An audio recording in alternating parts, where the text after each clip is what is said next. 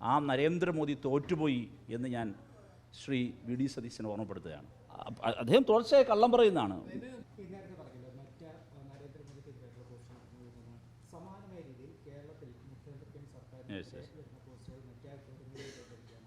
അതിൽ ശ്രീ രാഹുൽ ഗാന്ധി പ്രതികരിക്കണം. അതീവ ഗൗരവമായ പ്രശ്നമാണ്. അതായത് എങ്ങനെയാണ് ശ്രീ നരേന്ദ്രമോദിക്കും സംഘപരിവാറിനും ഇതുവരെ മെറ്റയിൽ നിന്ന് ലഭിച്ചുകൊണ്ടിരുന്ന ഒരു ആനുകൂല്യം ശ്രീ വി ഡി സതീശൻ തരപ്പെടുത്തിയെടുത്തത്. ഇത് കോൺഗ്രസ് പരിശോധിക്കുന്നത് കോൺഗ്രസിന് ഭാവിയിലും നല്ലതായിരിക്കും. ഒന്ന്, ഇല്ലെങ്കിൽ കോൺഗ്രസ് അറിഞ്ഞുകൊണ്ടാണോ എന്ന് അവർ പറയണം. അവർ നിശബ്ദമായിരിക്കുന്നുവെങ്കിൽ അതിൻ്റെ അർത്ഥം കോൺഗ്രസ് അറിഞ്ഞുകൊണ്ട് ഇത് ചെയ്യുന്ന ഏർപ്പാടാണ്. എങ്കിൽ കോൺഗ്രസ് ഇതുവരെ എടുത്ത് ഇരട്ടത്താപ്പല്ലേ. നരേന്ദ്രമോദി അദ്ദേഹത്തിനെതിരായിട്ടുള്ള കോണ്ടന്റുകൾ നീക്കം ചെയ്യാൻ മെറ്റയെ ദുരുപയോഗിച്ചു എന്ന് വാദിച്ചു കൊണ്ടിരുന്ന കോൺഗ്രസ് ശ്രീ വി ഡി സതീശൻ്റെ കാര്യം എത്തുമ്പോൾ എന്തിനാണ് മൗനത്തിൽ വിടുന്നത്? ഒന്ന്, എനിക്ക് വേറൊരു കാര്യം ഓർമ്മപ്പെടുത്താനുള്ളതാണ്. ഞങ്ങളീ നടത്തുന്ന നിയമപോരാട്ടവും സമാധാനപരമായി പ്രതികരിക്കാനും പ്രതിഷേധിക്കാനുമുള്ള പൗരൻ്റെ അവകാശം സംരക്ഷിക്കാനുള്ള പോരാട്ടമാണ്. ഈ CJP പ്രൊട്ടസ്റ്റിനെ മെറ്റയെ ഉപയോഗപ്പെടുത്തി തനിക്കെതിരെ ഉയർന്നു വരുന്ന ഈ രോഷപ്രകടനങ്ങളെ അവസാനിപ്പിച്ച് കളയാം, കില്ല് ചെയ്ത് കളയാമെന്നായിരുന്നു ശ്രീ നരേന്ദ്രമോദി വിചാരിച്ചത്. ആ നരേന്ദ്രമോദി തോറ്റുപോയി എന്ന് ഞാൻ ശ്രീ വി ഡി സതീശനെ ഓർമ്മപ്പെടുത്തുകയാണ്. മെറ്റയെ ഉപയോഗപ്പെടുത്തി ഏതെങ്കിലും ചാനലുകളുടെ കാർഡുകൾ കില്ല് ചെയ്താൽ, എലിമിനേറ്റ് ചെയ്താൽ എല്ലാം ഭദ്രമാകും. ഇങ്ങനെ തന്നെയായിരുന്നു കേന്ദ്രത്തിൽ ശ്രീ നരേന്ദ്രമോദിയും ഈ മീം വിവാദം തുടങ്ങുന്ന സമയത്ത്, ആ വിപ്ലവം തുടങ്ങുന്ന സമയത്ത് അവർ കരുതിയിരുന്നത്. പക്ഷേ ആ മീം മൂവ്മെൻറ്റ് തുടങ്ങി, ആ മീംസ് മൂവ്മെൻറ്റ് എവിടം വരെ എത്തി? ധർമ്മേന്ദ്ര പ്രധാൻ്റെ രാജിയിലേക്ക് എത്തി. അതാണ് ഞാൻ പറഞ്ഞത്. അപ്പോൾ അതിൽ നിന്നെല്ലാം ശ്രീ വി ഡി സതീശൻ പാഠം ഉൾക്കൊള്ളണം.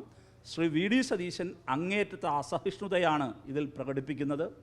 രണ്ട്, മെറ്റയെ ഉപയോഗപ്പെടുത്തുന്ന രാഷ്ട്രീയ ബന്ധം, ആ പൊളിറ്റിക്കൽ ബ്രിഡ്ജ് എന്താണെന്ന് വ്യക്തമാക്കണം. അത് പറയേണ്ട ബാധ്യതയുണ്ട്. സംഘപരിവാറിന് വേണ്ടപ്പെട്ടവരുടേത് മാത്രമാണ് മെറ്റ ഇങ്ങനെ മാറ്റിക്കൊണ്ടിരിക്കുന്നത് ഏകപക്ഷീയമായി. അത് തുടർച്ചയായി അദ്ദേഹം പറയുന്ന കള്ളങ്ങളിലൊന്നാണ്, മറ്റൊന്നുമില്ല. അദ്ദേഹം അത് വേറൊരു കള്ളമാണ്. അതാണെന്ന് പറഞ്ഞ ആദ്യത്തെ കള്ളം. ഈ പറഞ്ഞ മെറ്റയുടെ കേസിൽ രണ്ടാമത്തെ കള്ളം. അദ്ദേഹം തുടർച്ചയായി കള്ളം പറയുന്നതാണ്. മോദിയെ തോൽപ്പിക്കുന്ന നിലപാടല്ലേ. ഇപ്പോൾ ശ്രീ നരേന്ദ്രമോദി ഇക്കാര്യത്തിൽ ശ്രീ മോദിയുടെ കോൺഫിഡൻസ് എന്തായിരുന്നു? ഒരു സൈഡിലെ ഗോഡി മീഡിയ എൻ്റെ കയ്യിലുണ്ട്, കൺവെൻഷണൽ ലെഗസി മീഡിയാസ്. ഇനി ന്യൂ മീഡിയ, ഇൻ്റർനെറ്റ് ഹൈവേ എൻ്റെ കയ്യിലാണ്, മെറ്റ എൻ്റെ കയ്യിലാണ്. ഇതായിരുന്നല്ലോ. മെറ്റയെ ഉപയോഗപ്പെടുത്തി എന്തും ചെയ്യാം. അതേ വഴിയിലാണ് ശ്രീ വി ഡി സതീശൻ സഞ്ചരിക്കുന്നത്. അദ്ദേഹത്തിനെതിരായ കേവലമായ പരാമർശം, ഒരു അച്ഛനെ നഷ്ടപ്പെട്ട ഒരു പെൺകുട്ടി, അച്ഛനെ കാണാതായ ഒരു പെൺകുട്ടി, അച്ഛനെ കാത്തിരിക്കുന്ന ഒരു പെൺകുട്ടി അലപുറയിട്ട് കരഞ്ഞ് പറഞ്ഞ ഒരു കോണ്ടന്റ്, അതിൽ മുഖ്യമന്ത്രിക്കെതിരായ പരാമർശമുണ്ട്. ആ കോണ്ടന്റ് നീക്കം ചെയ്തില്ലേ?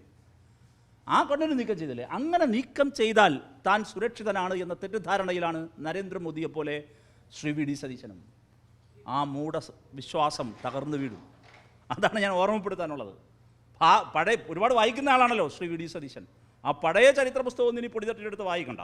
പക്ഷേ കൺമുമ്പിൽ കണ്ട ഈ ജന്തർ മന്തർ പ്രൊട്ടസ്റ്റിൻ്റെ വിജയമുണ്ടല്ലോ, ജൻസി വിജയം, ആ വിജയത്തിൽ നിന്നുള്ള രാഷ്ട്രീയ പാഠമെങ്കിലും മിനിമം കണ്ടു മനസ്സിലാക്കലെങ്കിലും മുഖ്യമന്ത്രി തയ്യാറാകണം. മുഖ്യമന്ത്രിക്കെതിരായ വിമർശനങ്ങൾ ഇതുകൊണ്ട് അവസാനിക്കില്ല.